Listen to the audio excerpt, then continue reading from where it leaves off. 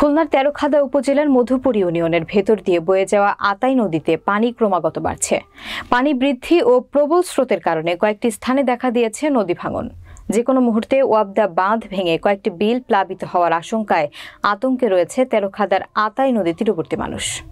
খুলনা জেলা প্রতিনিধি রাসেল আহমেদের প্রতিবেদনে থাকছে বিস্তারিত। গত 24 আগস্ট মধুপুর সুইচ গেট সংলগ্নে পানির প্রবল চাপে ওয়াবদা সড়কের উপর দিয়ে পানি উঠে যায়।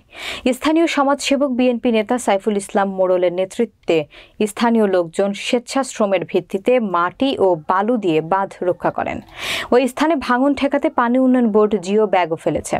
কয়েক বছর ধরে আতাই নদীর পানি বেড়ে মধুপুর ইউনিয়নের নদী সংলগ্ন এলাকায় নদী ভাঙনের সীমাহীন দুর্ভোগ পোহাতে হয়।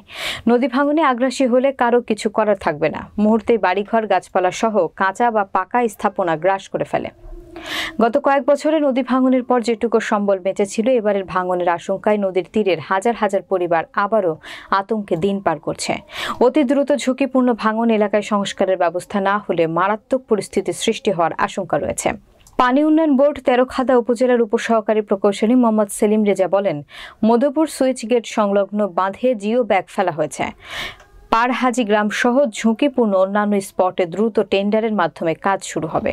মধুপুর ইউনিয়নের বাসিন্দা এই প্রবল জোয়ারের অতিরিক্ত পানির চাপে এলাকার বিভিন্ন স্পটে পানি উপচে পড়ে ভাঙনের সম্মুখীন এবং এলাকার ফসলি জমি, কৃষক এবং জনসাধারণের ঘর বাড়ি, ঘের ইত্যাদি সমস্ত বৃহৎ সমস্যার সম্মুখীন আছি।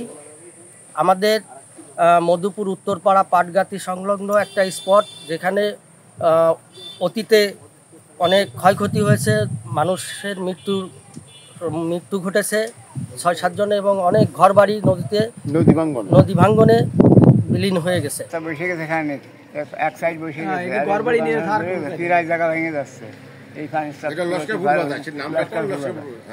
বাজার, লস্করের উত্তর মানে বাজারের উত্তর